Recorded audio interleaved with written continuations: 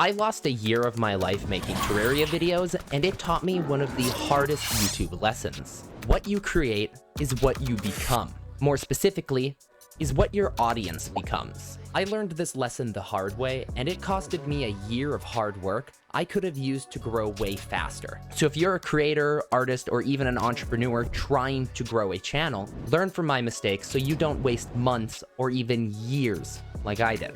My name is Evan, creator of the channel Stylus. I've been making videos for over 4 years now, but I didn't start seeing real growth until I started Terraria. I started making Terraria videos because they were basically free views. I'm not kidding. If you want to make a video that will just do good, make a video on Terraria and title it My First Time Playing Terraria, and I bet it'll be one of the most popular videos on your channel. So I've been making videos over the last 4 years, but I didn't initially start with making Terraria videos.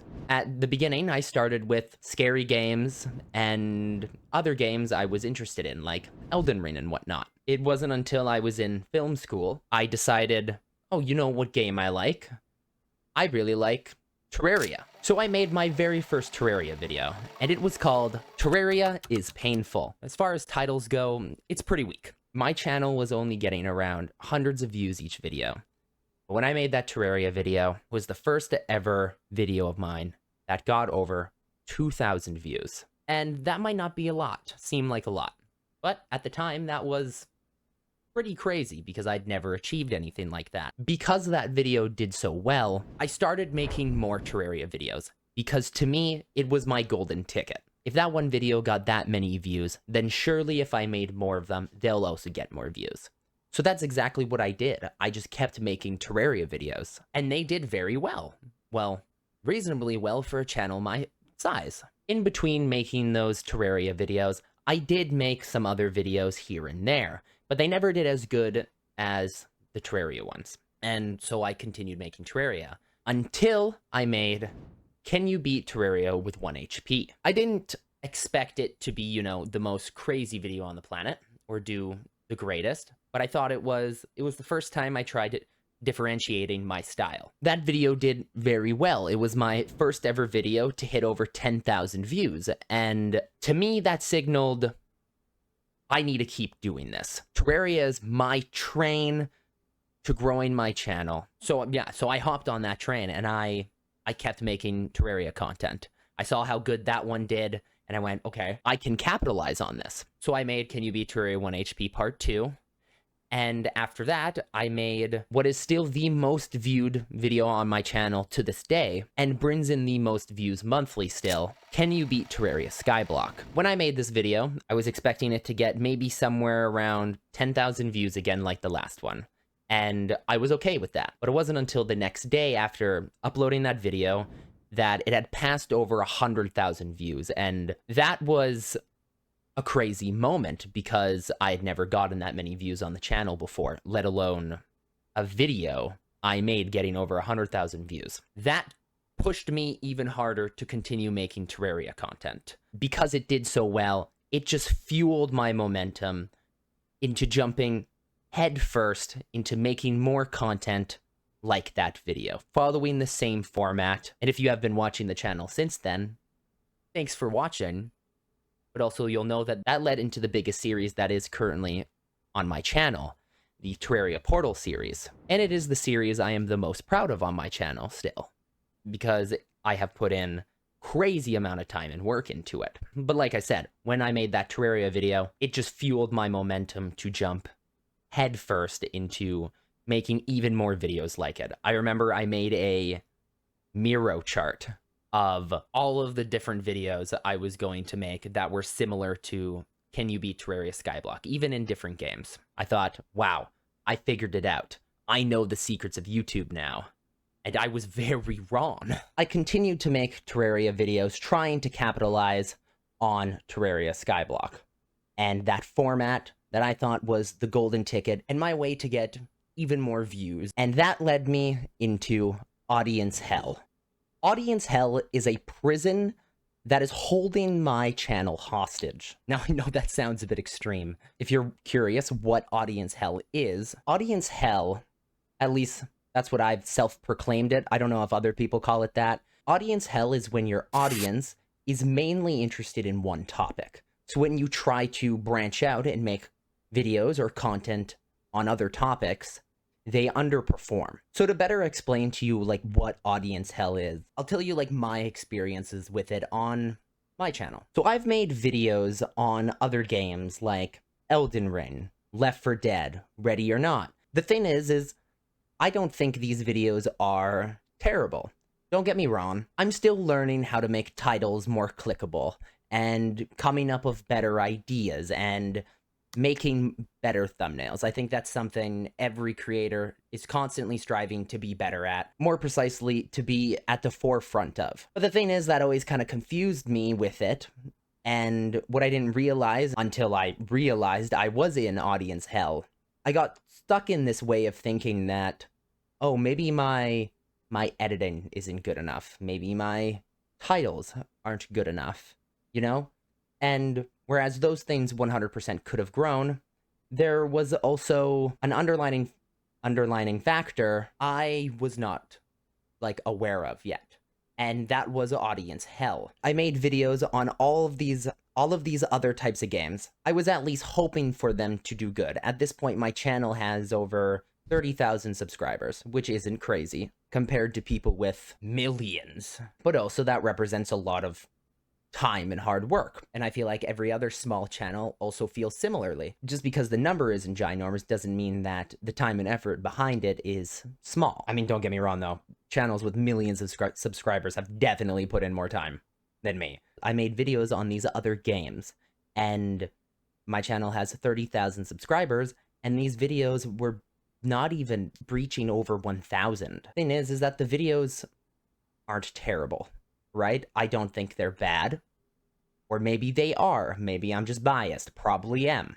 So I made these videos on all of these other games, and they all underperformed because, well, my audience is only interested in Terraria content. I'm not bringing the large audience I've already built up into those games because they're only there for Terraria. But is my channel doomed to fail because of audience hell? And I'm sure if you're in a similar place, you've also probably thought, am I just gonna be stuck making the same stuff forever? And the thing is, like I said, I love making Terraria videos, but I have so many other passions and things I want to aspire to that I want to use this channel to grow and build. And that's why I don't just want to be stuck making Terraria content. So is my or your channel doomed to fail because of audience hell? No, because I'm currently working on escaping audience hell. To escape audience hell, I'm doing these 3 steps. Number 1, clearly defining what I'm trying to create and the audience I'm trying to reach. Because basically, I just started breaking down what is the type of content I want to be making on this channel. And that's a range of, one, I do want to continue making gaming content, but I am also interested in films. I'm also interested in music, animation, game design, and, you know, other topics I'm wanting to cover. So by breaking that down, I know what I want to create. And by knowing what I want to create, and through that, you are reaching the audience or people who are interested in that stuff. So that's the first step, clearly defining what you're trying to create and the audience it will reach. And that leads into number 2. I'm leveraging my current audience. If you're like me and have spent a super long time basically just making one type of content, and now you're trying to branch out, you don't just want to throw away all the hard work and audience you've been building so far. So that's where like leveraging my audience is coming into play. And how am I leveraging my audience? I'm leveraging my existing audience by pulling them in to other topics. For example, this video we're watching currently, I titled it, Terraria Taught Me the Hardest YouTube Lesson. I titled this video that because 1, it leverages my existing Terraria audience. Creating a connection between your existing audience and your new content and new audience you're trying to reach. Leveraging my current audience is extremely important because to escape audience hell, I need my existing audience to come back for the topics I'm covering, not the topics itself, if that makes sense. And that relates to like the final point Point 3, I'm working on building an identity and personal brand. By building an identity and personal brand for the channel, I'm trying to build positive associations with the topics I'm covering and me between the audience. Because if I build a strong personal brand, then my existing audience and new audience I reach won't just be there for the topics I'm covering. They'll come back just because they like the personal brand and the identity of the channel.